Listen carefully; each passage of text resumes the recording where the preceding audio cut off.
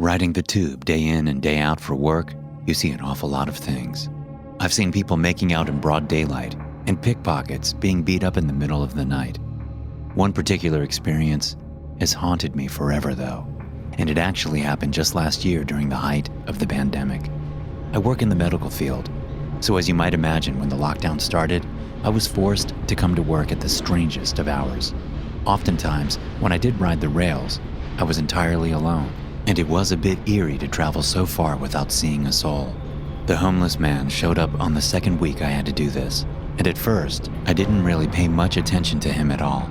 You learn after a bit that the vagabonds will leech a bloke of all they can the minute they think you're taking sympathy on them. I figured this guy was no different. He didn't talk to me for about 4 days, but we always made eye contact with each other. I could see that he was troubled, perhaps even in need of serious help, but I kept to myself. It was on the 5th day he approached me and made the offer. "I want you to kill me," he whispered. My mouth felt dry. I could hear how desperate he was. This wasn't a joke or some kind of sick fantasy. He was serious. "What? No, what's wrong with you?" I said, taking a step away from the man. His eyes looked frantic and his clothes and hair disheveled. "Please, you have to try. I can't keep living like this," he said, grabbing at my scrubs. "Look, I'm sure you're just going through a rough time. There's no need for self-harm," I said as I looked around nervously. The train was empty except for the two of us. "You don't understand. I can't leave," he snarled. As to prove his point, he moved toward the door and attempted to pry it open. "Are you crazy?" I said, pushing him away. "We're going at nearly 60 miles an hour. You'll die if you step out. What the hell is wrong with you?" I asked. "I was trying to show you. I'm trapped here. I have been for quite a while, actually. And you are the only person who has actually acknowledged me in ages," he whispered, his hands shaking. I felt sorry for the man. He was clearly experiencing some kind of mental illness, or so I thought, but I wasn't about to help him with his death wish. As the train slowed down to reach my stop, I said, "Leave me alone and seek some professional help." I stepped away and he just watched me leave with a sad look on his face. I got this uneasy feeling, as if what he had told me was true, but it didn't sound possible.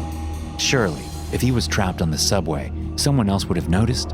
The next night, he kept to himself, looking almost dejectedly toward the darkness of the tube as we rode.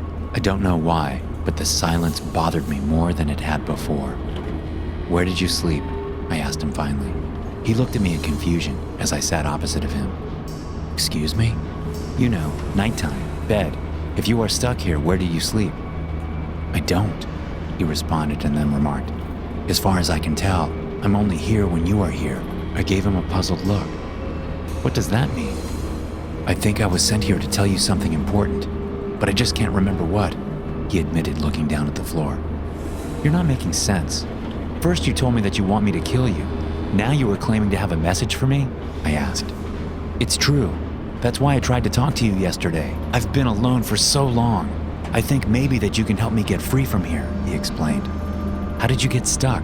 Do you remember that?" I asked. I figured I had a long ride to my stop, so I would entertain the crazy notion for a bit. "I killed someone. They were waiting for the tube to stop, like I was, and I pushed them out. I didn't want to. I didn't have a choice," he said. He sounded even more confused and scared, and frankly, he was frightening me too now. "What's your name?" I asked. "Lucas," he whispered. Now I definitely felt like something was wrong. "That's my name," I said with a dry mouth. "Is it?" he whispered, looking at me again with those frantic eyes. I took a closer look at the madman now. His clothes, his hair. I realized that I was looking at what could potentially be an older version of myself. "Lucas, how long have you been here?" I asked. I can't remember. It started the day that I killed that man all those years ago. I've been on this train ever since," he admitted. His hands were shaking again, clearly bringing up bad memories. I stood up, trying to shake away the crazy theory in my head. "This isn't real. You aren't real," I said, standing away from him. Then I saw a police officer in the next car over, and I waved to get his attention. I was hoping that maybe I was just hallucinating, lack of sleep. Instead, the officer looked at the homeless man and immediately asked, "What's the trouble then? This bloke giving you issues?" "He tried to rob me," I blurted out. It was a lie, but I wanted this strange doppelganger away from me as quickly as possible. The homeless man looked shocked at the accusation, but immediately a few sparks of memory seemed to flicker in his head. "Tonight, It was tonight, he whispered as the officer tried to take him away, but it seemed like he was frozen in place, refusing to move. Then I watched in horror as he attacked the cop, bashing his head against the window. "What the fuck?" I shouted. I rushed him and pulled him away from the officer even as the stranger tackled me. "It won't let me leave. This is how it has to happen," he screamed. I reached for the officer's gun, but already the stranger had managed to push me away and try to scratch at my eyes. The train was coming to a stop and the doors were automatically opening. He slammed me to the ground, his eyes blazing with only one intention: to kill. I had no other choice. I grabbed the blunt end of the cop's weapon and hit him in the side, kicking him toward the open door as he fell. I heard the strangest scream as some unseen force took off half of his body and blood splattered everywhere.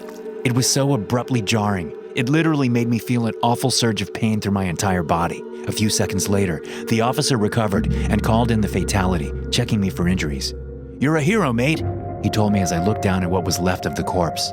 I saw a scar on the right side of the stranger that matched my own and felt a strange, eerie feeling again. Had I just successfully sealed my own fate?